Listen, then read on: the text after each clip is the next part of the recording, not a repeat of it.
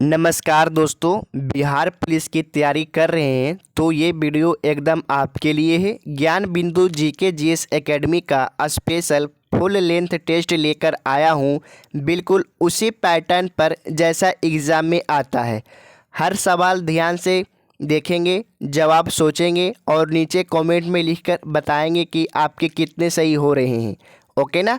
Video को अंत तक जरूर देखना, तभी समझ में आएगा कि आपकी तैयारी कहाँ तक पहुँची है। तो चलिए शुरू करते हैं आज का धमाकेदार टेस्ट। तो आज हमारा दोस्तों टेस्ट का दूसरा पार्ट है। हम लोगों ने पार्ट पहला में 1 से 31 प्रश्न तक हम लोग कंप्लीट कर चुके थे। ओके ना। तो हम लोग आपको 31 प्रश्न का आंसर कमेंट करने के लिए बताया था, तो आप लोग आंसर कमेंट करके नहीं बताए हैं, शायद आपको नहीं पता होगा। तो चलिए मैं इसका आंसर आपको बताता हूँ। ओके ना।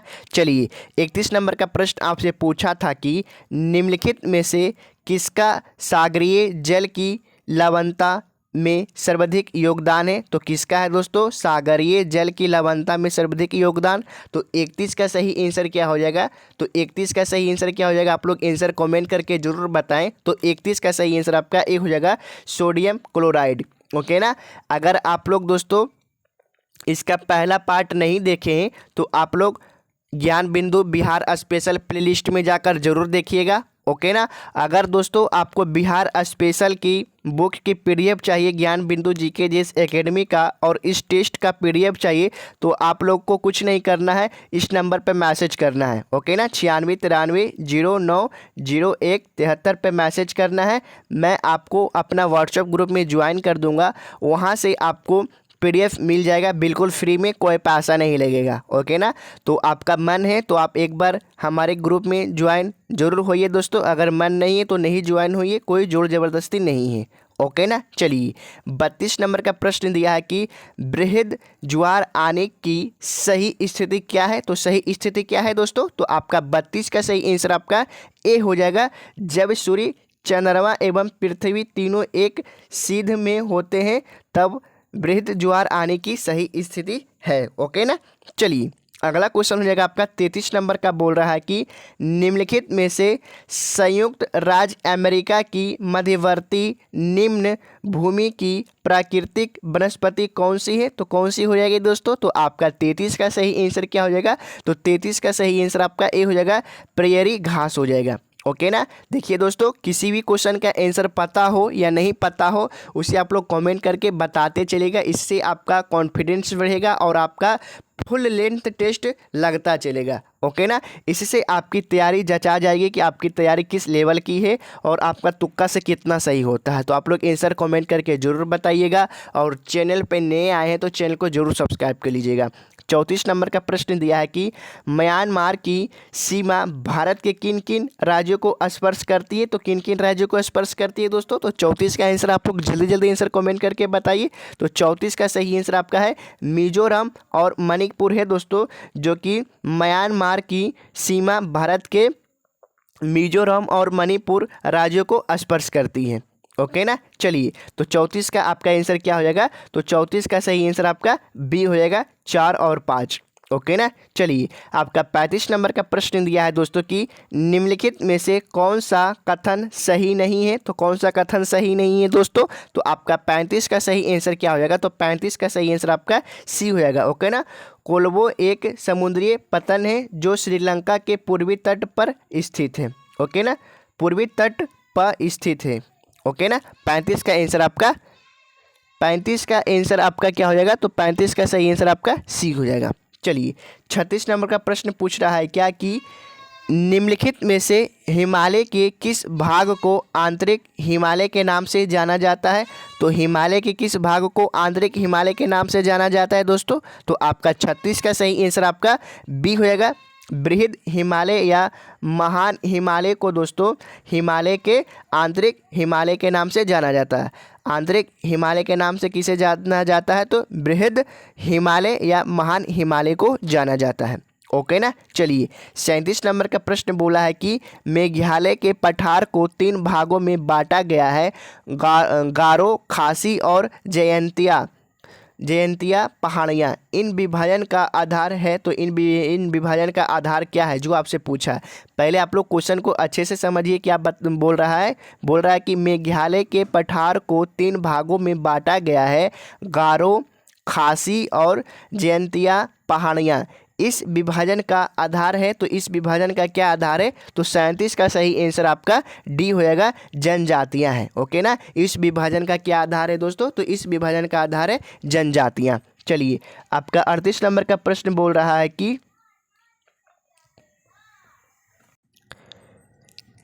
आपका 38 नंबर का प्रश्न बोल रहा है क्या कि इस नदी का उद्गम कैलाश पर्वत श्रेणी में मानसरोवर झील के निकट चेमनडुंगडुंग हिमनंदा से है। यहाँ से यह पूर्व दिशा में अनुदैर्ध्य रूप से बहती हुई नाम चबरावा शिखर के पास पहुंचकर अंग्रेजी के यू अक्षर जैसा मोड़ बनाकर भारत में प्रवेश करती है। उपयुक्त विवरण किस नदी के संदर्भ में है? तो मतलब बोल रहा है कि यू अक्षर जैसा मोड़ बनाकर भारत में प्रवेश करती है, वो कौन सा नदी है जो आपसे पूछा है। ओके ना। तो 38 का सही आंसर आपका क्या हो जाएगा? तो 38 का सही आंसर आपका ए हो जाएगा, ब्रह्मपुत्र नदी है। देखिए, एग्जाम में आपसे इतना लंबा सवाल नहीं पूछेगा। अगर शायद पूछ भी दिया तो आपको एक बार सवाल फिर से मैं बता देता हूँ, आपको याद रखना है। बोल रहा है कि इस नदी का उद्गम कैलाश पर्वत श्रेणी में मानसरोवर झील के निकट चेमायुंगडुंग हिमनद से, यहाँ से पूर्व दिशा में अनुदैर्ध्य रूप से बहती हुई नाम चबरावा शिखर के पास पहुंचकर अंग्रेजी के यू अक्षर जैसा मोड़ बनाकर भारत में प्रवेश करती है। उपयुक्त विवरण किस नदी के संदर्भ में है? तो आपका ब्रह्मपुत्र नदी के संदर्भ में है। ओके ना। चलिए, अगला क्वेश्चन हो जाएगा आपका 39 नंबर का। बोल रहा है कि निम्नलिखित में से कौन सा कारण भारत के उत्तर पश्चिम भाग शीत ऋतु में होने वाली वर्षा के लिए उत्तरदायी है? तो कौन सा कारण है दोस्तों? तो 39 का सही आंसर आपका डी हो जाएगा, पश्चिमी विक्षोभ हो जाएगा। ओके ना, पश्चिमी विक्षोभ हो जाएगा। चलिए, 40 नंबर का प्रश्न बोल रहा है कि व्यक्ति वस्तुओं को देख सकता है, यानी व्यक्ति वस्तुओं को देख सकता है जब, तो जब क्या होगा दोस्तों? जल्दी जल्दी आंसर कमेंट करके बताइए। जब प्रकाश वस्तु पर पड़े और आँखों की तरफ आए। ओके ना। व्यक्ति वस्तुओं को देख सकता है जब प्रकाश वस्तु पर पड़े और आँखों की तरफ आए। ओके ना। तब दोस्तों व्यक्ति वस्तुओं को देख पाता है। ओके ना। कब देख पाता है व्यक्ति वस्तुओं को? तो जब प्रकाश वस्तु पर पड़े और आँखों की तरफ आए। ओके ना, तब वस्तु को देख पाएगा। चलिए, अगला क्वेश्चन हो जाएगा 41 नंबर का। बोल रहा है कि अंतःश्वासित वायु तथा उच्च श्वासित वायु में ऑक्सीजन का प्रतिशत कितना है? यानी जो सांस लेते हैं और जो सांस लेते हैं उसका वायु में ऑक्सीजन का प्रतिशत कितना है जो पूछ रहा है। ओके ना। तो 41 का सही आंसर आपका ए हो जाएगा, 21% तथा 16.4% है। ओके ना। 41 का आंसर आपका ए हो जाएगा। चलिए, 41 का आंसर आपका ए हो जाएगा। अगला क्वेश्चन हो जाएगा आपका 42 नंबर का। बोल रहा है कि चिकित्सक हृदय स्पंद को मापने के लिए निम्नलिखित में से किस यंत्र का उपयोग करते हैं? तो किस यंत्र का उपयोग करते हैं? तो आपका 42 का सही आंसर क्या हो जाएगा? तो 42 का सही आंसर आपका हो जाएगा दोस्तों क्या? ए हो जाएगा, स्टेथोस्कोप का उपयोग करते हैं। ओके ना। स्टेथोस्कोप का उपयोग करते हैं। देखिए, थोड़ा बोलने में हकलाहट आ रहा है, ऐसा नहीं कि पढ़ने आ रहा है, लेकिन हकलाहट आ रहा है, तो आपको गलत कमेंट नहीं करना है। चलिए, 43 नंबर का प्रश्न बोल रहा है कि निम्नलिखित में से कौन सा खाद्य श्रृंखला का सही क्रम है? तो कौन सा है जो कि खाद्य श्रृंखला का सही क्रम है दोस्तों? तो देखिए, आपका 43 का सही आंसर आपका क्या हो जाएगा? तो 43 का सही आंसर आपका ए हो जाएगा। पहले घास, फिर घास को कीट खाएगा, कीट को मेढक खाएगा, मेढक को सर्प खाएगा और सर्प को गरुड़ खाएगा। ओके ना। ये आपका सही है, खाद्य श्रृंखला का सही क्रम है। ओके ना। चलिए, अगला क्वेश्चन होएगा 44 नंबर का। बोल रहा है कि कॉड लीवर तेल में विटामिन डी अधिक मात्रा में पाया जाता है। ये कॉड लीवर तेल निम्नलिखित में से किस जीव से प्राप्त किया जाता है? तो किस जीव से प्राप्त किया जाता है दोस्तों कॉड लीवर तेल? तो आपका 44 का सही आंसर क्या हो जाएगा? तो 44 का आंसर आपका बी हो जाएगा। ओके ना। 44 का आंसर आपका बी हो जाएगा, मछली से पाया जाता है वो तेल। कॉड लिवर तेल किससे पाया जाता है, तो मछली से पाया जाता है। चलिए, प्रश्न दिया है कि सूची 1 को सूची 2 से सुमेलित कीजिए। सूची 1 में दिया है आविष्कारक और सूची 2 में दिया है आविष्कारकर्ता। ओके ना। तो चलिए, तो 45 का आंसर आपका ए हो जाएगा दोस्तों। ओके ना। ए का 3 में मिलाएंगे, ए का हम लोग 3 में मिलाएंगे। किण्वन का खोज करता है तो लुई पास्चर है। ओके ना। 3 का हम लोग 4 में मिलान करेंगे। 3 का हम लोग बी का हम लोग 4 में मिलान करेंगे। बी का हम लोग 4 में मिलान करेंगे। पेनिसिलिन का खोज है अलेक्जेंडर फ्लेमिंग। ओके ना। सी का मिलान हम लोग 2 में करेंगे। सी का मिलान हम लोग 2 में करेंगे। चेचक का टीका का खोज करता है तो एडवर्ड जेनर है। ओके ना। डी का मिलान हम लोग ए में करेंगे। डी का मिलान हम लोग ए में करेंगे। बेसिलस एंथ्रोसिस का खोज करता है रॉबर्ट कोच। ओके ना। तो 45 का सही आंसर आपका ए हो जाएगा। आपका ये सही तरीके से मिलाया हुआ है। ओके ना। चलिए, 46 नंबर का प्रश्न बोला कि आग बुझाने वाले कर्मचारियों के परिधानों पर एक परत चढ़ी होती है जो उसे अग्निरोधक बनाती है। यह परत निम्नलिखित में से किसकी होती है, तो किसकी होती है परत दोस्तों, तो 46 का आंसर आपका ये हो जाएगा, मेलामाइन की होती है। देखिए क्वेश्चन क्या बोल रहा है कि आग बुझाने वाले कर्मचारियों के परिधानों पर एक परत चढ़ी होती है जो उसे अग्निरोधक बनाती है। यह परत निम्नलिखित में से किसकी होती है, तो मेलामाइन की होती है परत। ओके ना। चलिए, अगला क्वेश्चन हो जाएगा 47 नंबर का। बोल रहा है कि पृथ्वी कई परतों में बटी हुई है, इनमें से कौन सी परत भूस्पंद के लिए उत्तरदायी है, तो कौन सी परत भूस्पंद के लिए उत्तरदायी है दोस्तों, तो 47 का आंसर आपका ए हो जाएगा, भूपर पट्टी हो जाएगा। ओके ना। चलिए, अगला क्वेश्चन हो जाएगा 48 नंबर का। बोल रहा है कि पौधे के तनों की परिधि में वृद्धि निम्नलिखित में से किसके कारण होती है, तो किसके कारण होती है दोस्तों, पौधे के तनों की परिधि में वृद्धि। तो 48 का सही आंसर आपका बी हो जाएगा, पार्श्व विभज्योक्ता के कारण होती है। ओके ना। देखिए कुछ कुछ सवाल, कुछ कुछ शब्द थोड़ा होता है बायोलॉजी का जो कठिन होता है, बोलने में हकलाहट होता है। ओके ना। चलिए, 49 नंबर का क्वेश्चन बोल रहा है कि निम्नलिखित में से कौन सा युग्म रबी और खरीफ की फसल का सही युग्म नहीं है। पूछ रहा है कि रबी और खरीफ की फसल का सही युग्म कौन सा नहीं है जो आपसे पूछा है। तो 49 का आंसर बहुत ही ईजी है दोस्तों, बहुत ही ईजी क्वेश्चन पूछा है, सिर्फ घुमा कर पूछा है। तो 49 का आंसर क्या हो जाएगा, आप लोग जल्दी जल्दी आंसर कमेंट करिए। तो 49 का आंसर आपका बी हो जाएगा, उड़द और सोयाबीन है, जो कि आपका रबी और खरीफ फसल की सही युग्म नहीं है। ओके ना। 49 का आंसर आपका बी हो जाएगा। चलिए, 50 नंबर का प्रश्न क्या बोला है कि जल की कठोरता के लिए निम्नलिखित में से कौन सा तत्व उत्तरदायी है, तो कौन सा तत्व उत्तरदायी है, तो आपका 50 का आंसर क्या हो जाएगा, जल्दी जल्दी आंसर आप लोग कमेंट करिए। तो 50 का आंसर आपका बी हो जाएगा, कैल्शियम और मैग्नीशियम हो जाएगा। ओके ना। कैल्शियम और मैग्नीशियम हो जाएगा। चलिए, 51 नंबर का प्रश्न क्या बोला है कि निम्नलिखित में से कौन सा आहार नाल का सबसे लंबा भाग है, तो आहार नाल का सबसे लंबा भाग क्या है दोस्तों, बहुत ही ईजी सवाल है। इसका आंसर आप लोग को कमेंट करके बताना है कि 51 का आंसर क्या हो जाएगा। ओके ना। क्वेश्चन नंबर ऐसा लिख देना है और ए बी सी डी भी जो भी आंसर लगे आपको आंसर कमेंट करना है, उसका आंसर जरूर पूरा करिएगा दोस्तों अपना होमवर्क को। ओके ना। 52 नंबर का प्रश्न दिया है कि हाइड्रोजन बम निम्नलिखित में से किस सिद्धांत पर आधारित है। तो जो हाइड्रोजन बम है दोस्तों वो किस सिद्धांत पर आधारित है जो आपसे पूछा है। तो जल्दी जल्दी आंसर आप लोग कमेंट करके बताइए। चैनल पर नए आए तो चैनल को जरूर सब्सक्राइब कर लीजिएगा। तो 52 का सही आंसर आपका बी हो जाएगा, अनियंत्रित संलयन अभिक्रिया पर, अभिक्रिया के सिद्धांत पर आधारित है। ओके ना। हाइड्रोजन बम अनियंत्रित संलयन अभिक्रिया पर आधारित है। देखिए थोड़ा लंबा टाइम से बोल रहे हैं ना, तो बोलते बोलते थोड़ा कन्फ्यूज आ जाते हैं कि क्या बोलना है, शब्द उल्टा पुल्टा निकल जाता है। तो आपको कोई गलत कमेंट नहीं करना है। ओके ना। आपको चैनल पे नए आए तो चैनल को सब्सक्राइब करना, ताकि मैं इसका नेक्स्ट पार्ट लाऊं तो आपको बिल्कुल आसानी से मिल सके। और इसका PDF के लिए मैं नंबर दिया हूं, वो उस पर आपको मैसेज करना है। ओके ना। हर एक चीज़ का मैं PDF दूंगा, GK GS का, प्रीवियस ईयर क्वेश्चन का, बिहार स्पेशल का। ओके ना। हिंदी का आप जिसका बोलिएगा मैं उसका पीडीएफ दूंगा। चलिए, तो 53 नंबर का आंसर क्या, क्वेश्चन क्या बोल रहा है कि कैल्शियम तथा मैग्नीशियम निम्नलिखित में से किस ब्लॉक के तत्व हैं। क्या पूछा है, पूछा आपका कि कैल्शियम तथा मैग्नीशियम निम्नलिखित में से किस ब्लॉक के तत्व हैं।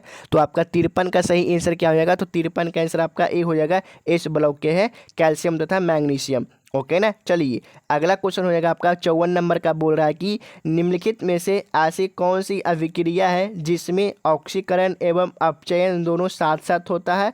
तो ऐसी कौन सी अभिक्रिया है दोस्तों जिसमें ऑक्सीकरण एवं अपचयन दोनों साथ साथ में अभिक्रिया होता है। तो आपका 54 का आंसर क्या हो जाएगा, तो 54 का सही आंसर आपका बी हो जाएगा, रेडॉक्स की अभिक्रिया है। ओके ना, रेडॉक्स की अभिक्रिया है जिसमें ऑक्सीकरण एवं अपचयन दोनों साथ साथ होता है। चलिए, 55 नंबर का प्रश्न क्या बोला है कि मनुष्य के शरीर में पाए जाने वाले निम्नलिखित तत्वों को आरोही क्रम में व्यवस्थित करिए। तो चलिए, हम मनुष्य के तत्वों में पाए जाने वाले तत्वों को आरोही क्रम में व्यवस्थित करते हैं। तो 55 का आंसर देखते हैं हम लोग दोस्तों। तो चलिए 55 का आंसर देखते हैं। तो हम लोग 55 का आंसर देखते हैं। तो 55 का आंसर क्या हो जाएगा, तो 55 का आंसर आपका डी हो जाएगा। ओके ना, magnesium, sodium, calcium, nitrogen, carbon. Okay ना, ये आपका आरोही क्रम में है। चलिए, अगला हो जाएगा 56 नंबर का, क्या बोला कि निम्नलिखित युग्मों पर विचार कीजिए। पेशियाँ और स्वभाव पर विचार करने के लिए बोल रहा है। ओके ना, यानी आपसे कौन सा सही हो जाएगा जो आपको पूछ रहा है। तो 56 का सही आंसर क्या हो जाएगा, तो 56 का आंसर आपका डी हो जाएगा। ओके ना, 1, 2 और 3, 1, 2 और 3। ओके ना, 56 का आंसर आपका डी हो जाएगा। चलिए, अगला प्रश्न हो जाएगा आपका 57 नंबर का, पूछा कि ओम के नियम के संबंध में निम्नलिखित में से कौन सा विकल्प सही है। तो कौन सा विकल्प सही है दोस्तों ओम के नियम के संबंध में, तो 57 का सही आंसर आपका ए हो जाएगा, भी बराबर आर आई हो जाएगा। ओके ना। चलिए, अगला क्वेश्चन हो जाएगा 58 नंबर का, बोल रहा है कि एक मिनट, क्या आ गया। चलिए, 58 नंबर का प्रश्न बोल रहा है कि निम्नलिखित में से कौन सा विकल्प तरंगदैर्घ्य का बढ़ता हुआ क्रम प्रदर्शित करता है। जो आपसे पूछा है कि निम्नलिखित में से कौन सा विकल्प तरंगदैर्घ्य का बढ़ता हुआ क्रम प्रदर्शित करता है, जो पूछा है। तो 58 का सही आंसर आपका बी होएगा, गामा किरणें, एक्स किरणें, अवरक्त किरणें, रेडियो तरंगें हैं जो कि आपका तरंगदैर्घ्य का बढ़ता हुआ क्रम प्रदर्शित करता है। ओके ना। चलिए, 59 नंबर का प्रश्न बोला कि डीएनए में निम्नलिखित में से कौन सा क्षार उपस्थित नहीं होता है। तो कौन सा क्षार उपस्थित नहीं होता है डीएनए में, जो आपसे पूछा है। तो आपका 59 का सही आंसर क्या हो जाएगा, तो 59 का आंसर आपका डी होएगा, यूरेसिल हो जाएगा, जो कि डीएनए में उपस्थित क्षार नहीं होता है। ओके ना, डीएनए में उपस्थित क्षार नहीं होता है, यूरेसिल। ओके ना। चलिए, अगला क्वेश्चन हो जाएगा 60 नंबर का, बोल रहा है कि यार क्या आ जा रहा है। चलिए, 60 नंबर का प्रश्न बोल रहा है कि जब प्रकाश के पथ पर अपारदर्शी अत्यंत छोटी वस्तु को रख दिया जाए तो प्रकाश सरल रेखा में चलने की बजाय किसके किनारों पर मुड़ जाता है। प्रकाश के इस प्रभाव को कहते हैं, तो क्या कहते हैं प्रकाश के इस प्रभाव को, तो 60 का सही आंसर आपका ए हो जाएगा, प्रकाश का विवर्तन कहते हैं। ओके ना, प्रकाश का विवर्तन कहते हैं। चलिए, अगला क्वेश्चन हो जाएगा 61 नंबर का, बोल रहा है कि प्रकाश के क्वांटम सिद्धांत के अनुसार प्रकाश की प्राकृतिक है। तो प्रकाश की प्राकृतिक क्या हो जाएगा, तो 61 का सही आंसर आपका डी हो जाएगा। ओके ना, 61 का आंसर आपका डी हो जाएगा, उपयुक्त इनमें से कोई नहीं हो जाएगा। ओके ना। चलिए, 62 नंबर का प्रश्न बोल रहा है कि केन बेतवा नदी जोड़ परियोजना के शिलान्यास समारोह के दौरान किस पूर्व प्रधानमंत्री की 100वीं जयंती मनाई गई है। तो किस प्रधानमंत्री की 100वीं जयंती मनाई गई है, तो 62 का सही आंसर आपका सी हो जाएगा, अटल बिहारी वाजपेयी की। ओके ना। चलिए, आपका 63 नंबर का प्रश्न क्या बोल रहा है कि भारत और किस देश के बीच संयुक्त सैन्य अभ्यास साइक्लोन 2025 10 फरवरी 2025 को राजस्थान के महाजन फील्ड फायरिंग रेंज में शुरू हुआ था। तो किस देश में हुआ था, तो 63 का सही आंसर आपका बी होएगा, मिस्र देश में हुआ था। ओके ना। चलिए, अगला प्रश्न हो जाएगा, बोल रहा है कि माधव राष्ट्रीय उद्यान जिसे मार्च 2025 में टाइगर रिजर्व घोषित किया गया था, मध्य प्रदेश के किस जिले में है स्थित है। तो किस जिले में है, तो 64 का सही आंसर आपका क्या हो जाएगा, तो 64 का आंसर आपका बी होगा, शिवपुरी जिला में है, जो कि उत्तर प्रदेश का एक जिला है। ओके ना। 65 नंबर का प्रश्न बोल रहा है कि मार्च 2025 में भारत द्वारा शुरू किए गए मिशन ऑपरेशन ब्रह्मा का मुख्य उद्देश्य क्या है। तो तो ऑपरेशन ब्रह्मा का मुख्य उद्देश्य क्या है दोस्तों? तो 65 का सही आंसर क्या हो जाएगा? तो 65 का सही आंसर आपका इधर दिया हुआ है। तो 65 का सही आंसर क्या हो जाएगा दोस्तों? हम लोग देखते हैं। तो 65 का सही आंसर आपका हो जाएगा बी हो जाएगा दोस्तों। ओके ना, भूकंप के बाद म्यांमार को राहत सहायता पहुंचाना है। ओके ना, उस मिशन का काम। चलिए 66 नंबर का प्रश्न बोल रहा है कि अप्रैल 2025 में संसद के बजट सत्र के दौरान मध्य रात्रि में गर्मा गर्म बहस के बाद कौन सा प्रमुख विधेयक पारित किया गया? तो कौन सा प्रमुख विधेयक पारित किया गया? तो 66 का सही आंसर आपका बी होएगा। क्या है? वक्फक। देखिए फ़ोन का थोड़ा स्क्रीन फोटा हुआ इसलिए सही से दिखता नहीं। वक्फक जो है वक्फक विधेयक 2025 से। ओके ना, चलिए अगला क्वेश्चन हो जाएगा आपका 67 नंबर का। बोल रहा है कि गीता और नाट्य शास्त्र को यूनेस्को के memory of the world register में किस तारीख को शामिल किया गया? तो किस तारीख को शामिल किया?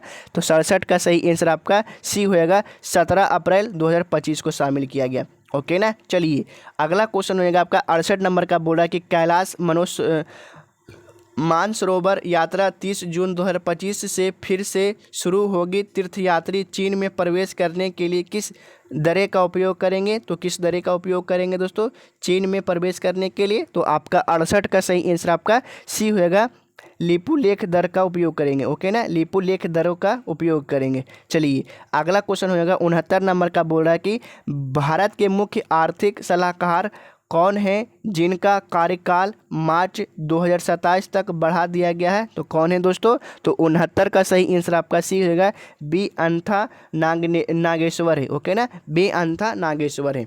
चलिए आपका 70 नंबर का प्रश्न बोल रहा है और लास्ट प्रश्न है। बोल रहा है कि बजट 2025 के अनुसार अगले 5 वर्षों में सरकारी स्कूलों में कितनी अटल टंकरिंग लैब स्थापित करने की योजना है? तो कितनी है दोस्तों? तो 70 का सही आंसर आपका सी हो जाएगा, 50,000 लैब स्थापित करने की योजना है। तो आपकी वीडियो यहीं समाप्त होती है दोस्तों। मैं लाऊंगा इसका नेक्स्ट पार्ट 3, क्योंकि मैं छोटा छोटा पार्ट में करके बता रहा हूँ इसलिए, ताकि आपको देखने में ज़्यादा टाइम भी वेस्ट ना हो और कम क्वेश्चन जल्दी याद होता है। एक बार में बोझ लेकर ज़्यादा क्वेश्चन नहीं याद करना, अभी भी टाइम है। आपका बिहार पुलिस की तैयारी अच्छे तरीके से हो सकता है। तो कैसी वीडियो लगी एक प्यारा सा कमेंट जरूर कर दे। चैनल पे नए आए थे तो चैनल को जरूर सब्सक्राइब कर लिए। मिलते हैं हम लोग नेक्स्ट वीडियो में। अगर आपको इसका PDF चाहिए दोस्तों और ज्ञान बिंदु का बिहार स्पेशल PDF चाहिए या फिर अंकित भट्टी सर का प्रीवियस ईयर क्वेश्चन का PDF चाहिए, तो आपको इस नंबर पे मैसेज करना है। ओके ना, कॉल नहीं करना है, मैसेज करना है।